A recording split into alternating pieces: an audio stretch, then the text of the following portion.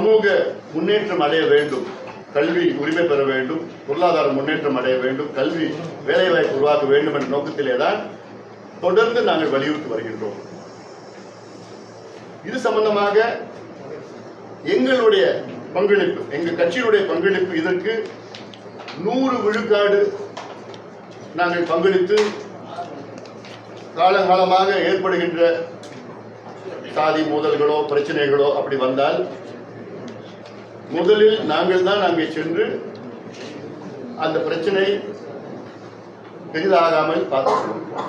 இது எங்களுடைய கடமையாக நாங்கள் பார்க்கிறோம். நிச்சயமாக வரும் காலத்தில் அடக்கப்பட்ட, ஒடுக்கப்பட்ட, வஞ்சிக்கப்பட்ட அனைத்து மக்களும் ஒன்று சேர்ந்து அரசியல் அதிகாரம் பெற வேண்டும் என்று எங்களுடைய நோக்கம். அதற்கேற்ப சூழல்களை உருவாக்குவதற்கு நாங்கள் பாடுபடுவோம். ஆட்சியில் 5 லட்சம் கோடி கடன் வாங்கினாங்க அப்படின்னு சொல்லிருக்கீங்க. நீங்க அறிவித்திருக்கக்கூடிய திட்டங்களாகட்டும், அதிமுக வெளியிட்ட தேர்தல் அறிக்கையில் சொல்லக்கூடிய திட்டங்களாகட்டும், இதையெல்லாம் வந்து இப்போ கடன் வாங்காம நிறைவேற்ற முடியுமா? அதுக்கான ஃபண்டெல்லாம் எங்க சார் எப்படி நிறைவேற்ற முடியும்? தமிழ்நாட்டிலே இருக்குங்க, இந்த ஃபண்ட் எல்லாம் தமிழ்நாட்டிலே இருக்கு. ஏற்கனவே 10 லட்சம் கோடி கடன் இருக்கு. இல்லைங்க, இந்த ஃபண்டு தமிழ்நாட்டு, அந்த ஃபண்டு திமுக கொள்ளடிச்சிட்டு இருக்காங்க. நல்ல ஒரு நேர்மையான ஆட்சி கொடுத்தாலே வரி வருவாய் தமிழ்நாட்டிலே இருக்கின்ற இயற்கை வளங்கள் எவ்வளவு இருக்கு தமிழ்நாட்டில், அதுல இருந்து கொண்டு வரலாம். இப்போ மணல் கொள்ளை எடுத்துக்கங்க.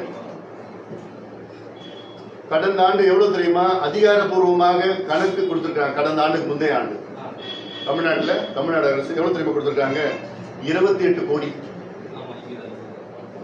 ஓராண்டு மணலால் வருமானம் தமிழக அரசுக்கு எவ்வளவு? 28 கோடி. வெறும் 28 கோடி.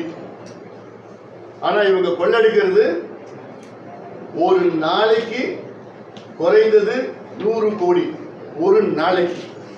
ஆனா ஒரு ஆண்டு முழுவதும் 28 கோடி தான் அரசுக்கு வருவாய் வந்திருக்கிறது மணலால சொல்லியிருக்கிறாங்க. இதே போன்று கனிம வளங்கள், மலைகள், அதாவது திமுக மலைமொழி நீர் மலையா மொழிட்டாங்க இந்த காலத்தில்.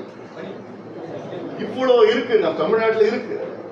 ஆனா அத்தனையும் கொள்ளடிச்சுக்கிட்டு, இதனாலதான் இவங்க கடனை வாங்கி வட்டி கட்டுறது, கடனை வாங்கி கடனை கட்டுறது. அதுல இப்ப கடனை வாங்கி இருக்கிறாங்களே, இதுல எவ்வளவு மூலதனம் செலவு பண்ணிருக்கிறாங்க? 5 லட்சம் கோடி கடன் வாங்கியிருக்கிறாங்க. அதுல கேபிட்டல் இன்வெஸ்ட்மெண்ட் பாத்தீங்கன்னா கிட்டத்தட்ட ஒரு 1,60,000 கோடி தான்.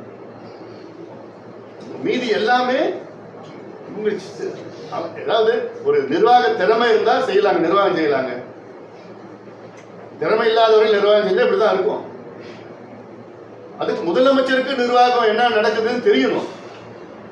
முதலமைச்சரை சும்மா வச்சிருக்கிறாங்க, அவ்வளவுதான். ஒரு 4 அதிகாரிகள் இருக்கிறாங்க, 4 வியாபாரிகள் இருக்கிறாங்க.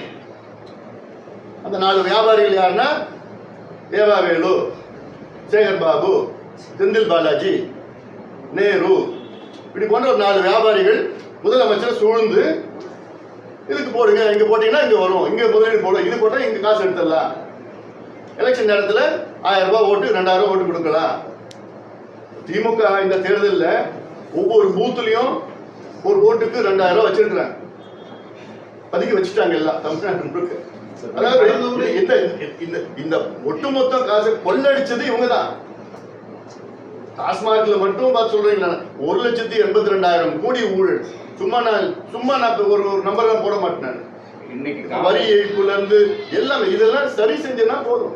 ஒன்னொன்னுக்கும் அதுல போதுமானது இருக்கு. நீங்க எவ்வளவு கடனை வாங்குங்க, கடன் வாங்குறது தப்பு கிடையாது.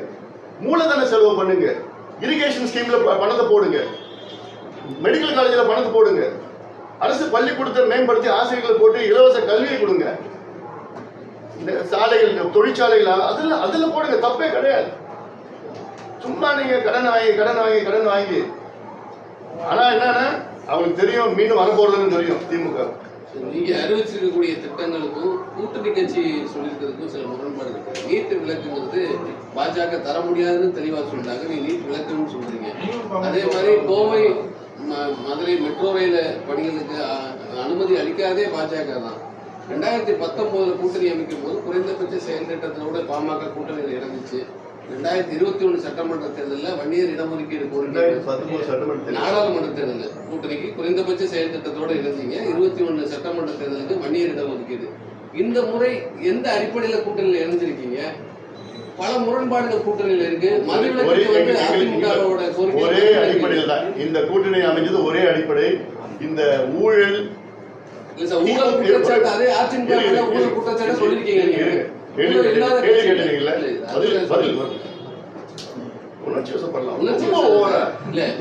அதிமுக ஊழல் ஆட்சியே இல்லாத மாதிரியும் இதே இருக்கு சார். கேள்வி 19ல நீங்க கூட்டணி வைக்கும் போது குறைந்தபட்ச செயல் திட்டம் இதே ஊழல் குற்றச்சாட்டு ஆளுநர் மாளிகையில இதே இல்ல சார். ஊழல் குற்றச்சாட்டை நீங்க இதுக்கு முன்னாடி வச்சிருக்கீங்க. அதிமுக மேலேயும் வச்சிருக்கீங்க, திமுக மேலேயும் வச்சிருக்கீங்க. ஊழல் காரணத்துக்காக மட்டும் நான் அதிமுக கூட்டணிங்கிறது எப்படி ஏத்துக்கிற மாதிரி? வைகோ வந்து எத்தனை ஊழல் குற்றச்சாட்டு திமுக மேல வச்சிருக்காங்க? மற்றவங்க மேல சொல்ல நான் சொல்றேன். பதில் வேணுமா வேணாமா? இல்ல நான் வேற என்ன கேட்டேன். பதில் வேணுமா வேணாமா? சொல்லுங்க. வைகோ திமுக மீது எத்தனை ஊழல் குற்றச்சாட்டு வச்சிருக்கிறாரு? திருமாவளவன் அவர்கள் திமுக மீது எத்தனை ஊழல் குற்றச்சாட்டு வச்சாரு?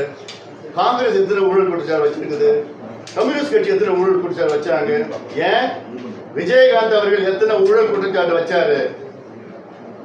விஜயகாந்த் அவர்கள் கட்சி தொடங்கினதே எதுக்கு? திமுகவை ஒழிக்கணும், அழிக்கணும், ஊழல். அதுக்காக தான் விஜயகாந்த் அவர்கள் கட்சியை தொடங்கினாரு. இந்த கேள்வி அங்க போய் கேளுங்களேன். ஊழல் மட்டும் நான் சொல்றேன். ஏன் இந்த கூட்டணி நாங்க அமைச்சோம்னா ஊழல் திமுக, மக்கள் விரோத திமுக, பெண்களுக்கு பாதுகாப்பு கொடுக்க முடியாத துப்பில்லாத திமுக, சாராயம் விற்கின்ற திமுக, கஞ்சா விற்கின்ற திமுக, கள்ள சாராயம் விற்கின்ற திமுக, அது அகற்றப்பட வேண்டும். இது தீய சக்தி. 5 ஆண்டு காலம் மக்கள் வாய்ப்பு கொடுத்து விட்டார்கள், படுதோல்வி அடைந்து விட்டார்கள். அந்த ஒரே காரணத்துக்காக தான் நாங்க எல்லாம் ஒன்னா சேர்ந்திருக்கிறோம். எங்களுக்குள்ள கொள்கை வேறுபாடுகள் இருக்கலாம், தப்பு கிடையாது. அது ஆனா இலக்கு என்னன்னா இந்த திமுக அகற்ற வேண்டும். நீங்க அந்த கூட்டணியில் எல்லாமே கொள்கை. இப்போ கேரளாவில கம்யூனிஸ்டும் காங்கிரஸும் என்ன பண்றாங்க சொல்லுங்க தம்பி. அவங்க எல்லாமே ஒரே கொள்கையில வச்சிருக்காங்க. முடிஞ்சு போச்சு. அடுத்த கேள்வி. திமுகவும் லோகாயுக்தா கடந்த முறை சொன்னாங்க, நீங்களும் லோகாயுக்தா சொல்றீங்க. கடந்த முறை அதிமுக ஆட்சியில் லோகாயுக்தா சரியில்லைன்னு சொல்லியிருந்தா பல்வேறு குற்றச்சாட்டு வந்து லோகாயுக்தா ஏன் சரியா செயல்படுத்த மாட்டாங்க? ஏன்னா அந்த முதல்ல அவங்க தான் அதுல வந்து உள்ள போவாங்க. இப்போ கர்நாடகாவில் லோகாயுக்தா மிக வலிமையா இருக்கு. கர்நாடகாவில் லோகாயுக்தா வந்து முதலமைச்சரையும் அழைக்கலாம், முதலமைச்சரும் விசாரணை செய்யலாம், அமைச்சர்கள் அழைக்கலாம். இங்க அந்த மாதிரி இருக்காங்க இல்ல. அப்படி கொண்டு வந்து நல்ல ஒரு வலிமையான நேர்மையான அங்க நீதிபதிகள் எல்லாம் கொண்டு வந்தாங்கன்னா முடிஞ்சு போச்சுங்க கதை. உச்ச நீதிமன்றமே ஊழல் சொல்லுது, உயர் நீதிமன்றம் ஊழல் சொல்லிட்டு இருக்கு. எவ்வளவு குற்றச்சாட்டுகள் இருக்கு. என்போர்ஸ்மெண்ட் டைரக்டரேட் சொல்லுது எங்களுக்கு ஆதாரங்கள் இருக்கு, 888 கோடி ரூபாய் ஆதாரங்கள் இருக்கு. அதை கொடுத்து 3 மாசம் எந்த நடவடிக்கையும் எடுக்கல. நகராட்சி மன்றத்து துறையில, நகராட்சி நிர்வாக துறையில அவன் ஒரு அமைச்சர் மேல குற்றச்சாட்டு. என்ன லோகாயுக்தா என்ன சார்? நேற்று இரவு பாஜக அலுவலகத்துல திமுக அரசு மீதான ஊழல் குற்றச்சாட்டு, சிறை கூண்டில் ஸ்டாலின் அப்படின்னு சொல்லிட்டு ஒரு புத்தகத்தை கோயில் வெளியிடுறாரு. ஸோ அவ்வளோ ஆதாரங்கள் இருக்கு, இவ்வளோ ஊழல் பண்ணியிருக்கிறாங்கன்னு சொல்லக்கூடிய மத்திய அமைச்சர், மத்திய அரசு ஏன் நடவடிக்கை எடுக்கல? இதே மத்திய அரசு தமிழ்நாடு அரசு மீது நடவடிக்கை எடுப்பதற்கு அதிகாரம் இல்லை அப்படிங்கிற ஒரு வார்த்தையை செய்தியாளர் சந்திப்பில் சொல்லியிருக்காரு. ஆனா இதே மத்திய அரசு அரவிந்த் கெஜ்ரிவால் அரெஸ்ட் பண்ணிருக்கு, சிபு சோரனை அரெஸ்ட் பண்ணிருக்கு, வழக்குகள்லாம் பதிவு பண்ணியிருக்கிறாங்க. புத்தகத்தை வெளியிடக்கூடிய பாஜக அமைச்சர் மத்திய அரசு ஏன் வந்து வழக்கு பதிவுல நடவடிக்கை எடுக்கல, கைது பண்ணல? அதாவது இப்போ நீங்க இடி எடுத்துக்கீங்க. இடி தமிழ்நாட்டில் 4800 கோடி ரூபாய் மணல் கொள்ளை தமிழ்நாட்டில் நடைபெற்று இருக்கிறது. அதுவும் வந்து ஒரு சிறிய பகுதியில் மட்டும்தான். இந்த ஆதாரத்தை தமிழக அரசிடம் கொடுத்திருக்கு. தமிழக அரசு என்ன செஞ்சிருக்கணும்னா அது அதிகபட்சம் இல்ல குறைஞ்சபட்சம் ஒரு விசாரணை நடத்தி இருக்கணும். ஆனா தமிழக அரசு என்ன பண்ணிருக்கிறாங்கன்னா நேரா நீதிமன்றத்துக்கு போயிருக்கிறாங்க. உங்களுக்கு மடியில கனம் இல்லைன்னா நீங்க விசாரணை பண்ண வேண்டியதானே? உயர் நீதிமன்றம் போயிருக்கிறாங்க, அப்புறம் உச்ச நீதிமன்றம் போயிருக்கிறாங்க. அதே போன்று இங்க ஒவ்வொரு குற்றச்சாட்டும் 361 கோடி ரூபாய் டிரான்ஸ்பருக்கு, வேலையில டிரான்ஸ்பருக்கு வாங்கியிருக்கிறாங்கன்னு சொன்னா அதுக்கு உச்ச நீதிமன்றம் போய் தடை வாங்குறாங்க. இன்னொன்னு மத்திய அரசு சார்பில் கிடையாது, நடுநிலையா இருக்கின்ற இந்த நிறுவனங்கள் எல்லாம் போய் விசாரணை பண்ணியிருக்கிறாங்க, செய்யறாங்க. ஆனா ஒன்னொன்னுக்கும் நீதிமன்றம் போய் அதுக்கு தடை, அது இப்படி இப்படி இல்ல. ஆனா இதெல்லாம் இப்ப அடுத்தது வரும், நிச்சயமா வரப்போகுது. ஏன்னா ஒவ்வொருவரும் ஒரு உதாரணம், திருவான்மையூர்ல இருந்து உத்தண்டி வரைக்கும் பறக்கும் மேம்பாலம், இது வெறும் 14 கிலோமீட்டர். ஆக்சுவலா பார்த்தா 1 கிலோமீட்டருக்கு வந்து 100 கோடி ரூபாய் செலவாகும். ஆனா இப்போ அவங்க 1 கிலோமீட்டர் 150 கோடி ரூபாய் வீதம் போட்டிருக்காங்க. 2100 கோடி ரூபாய் ப்ராஜெக்ட். இதே திட்டத்தை அதுல ஒருத்தர் வந்து 1400 கோடி ரூபாய்க்கு எங்களால செய்ய முடியும் அப்படின்னு சொல்லியிருக்காரு. அவங்க பெரிய கான்ட்ராக்ட், நம்ம இந்தியா ஃபுல்லா செய்யறவங்க தான். ஆனா அவங்கள பிளாக் லிஸ்ட் பண்ணி எலிஜிபிலிட்டி இல்லாம வர பார்த்துக்கிட்டு 700 கோடி ரூபாய் அதிகமா டெண்டர் கோட் பண்ணி அதுக்கு அடிக்கல் நாட்டி அதுல இன்னொருத்தர் கேஸ் போட்டார், அவருக்கு சமரசம் பண்ணிட்டார். இது மாதிரி எவ்வளவு ஊழல் நடந்துட்டு இருக்கு. சாதிவாரி கணக்கெடுப்பு வந்து இங்க தமிழகத்துல நீங்க மாநில அரசு செய்யுமா இல்ல மத்திய அரசு? அதாவது மத்திய அரசு இப்ப நேரத்துல இருந்து தொடங்கிடுச்சு, வேலைகளை தொடங்கியிருக்கு. இந்தியா முழுவதும் சென்சஸ் எடுக்கும், மக்கள் தொகை கணக்கெடுப்பு. இதுல அடுத்த ஆண்டுல இருந்து அது காஸ்ட் பேஸ்ட் இல்ல, மக்கள் தொகை கணக்கெடுப்பு பிளஸ் காஸ்ட் பேஸ்ட். மத்திய அரசு எடுப்பது ஒரு மேக்ரோ லெவல் எடுப்பாங்க. ஏன்னா அவங்களுக்கு வந்து சென்சஸும் எடுக்கணும், அதுல காஸ்ட் பேஸும் எடுக்கணும். ஸோ இது ஒரு மேக்ரோ லெவலா இருக்கும். மாநில அரசு எடுத்ததா மைக்ரோ லெவல் இருக்கும். அந்த மைக்ரோ லெவல் சென்சஸ் தான் நீதிமன்றத்தில் ஜஸ்டிஃபை பண்ண முடியும். நீதிமன்றத்தில் என்ன கேட்கிறாங்க, ஒரு காஸ்ட், ஒரு பாப்புலேஷன் ஒரு பக்கம், சோசியல் பேக்வர்ட்னஸ் ஒரு பக்கம், ரெண்டுத்தையும் ஜஸ்டிஃபை பண்ணாதான் நீங்க இடஒதுக்கீடு கொடுக்கலாம், உள் ஒதுக்கீடு கொடுக்கலாம், உள்பிரிவு கொடுக்கலாம், அதிகப்படுத்தலாம், இது பண்ணலாம். அந்த ஜஸ்டிஃபிகேஷன் இருக்கணும். அதுக்கு நீங்க மைக்ரோ லெவல்ல துல்லியமான டேட்டா வேணும். அதுக்கு மாநில அரசு எடுத்தாதான் அது கிடைக்கும். இப்ப கர்நாடகாவில் நான் சொன்னேன்ல, பட்டியலின மக்களுக்கு 17 விழுக்காடு இடஒதுக்கீடு.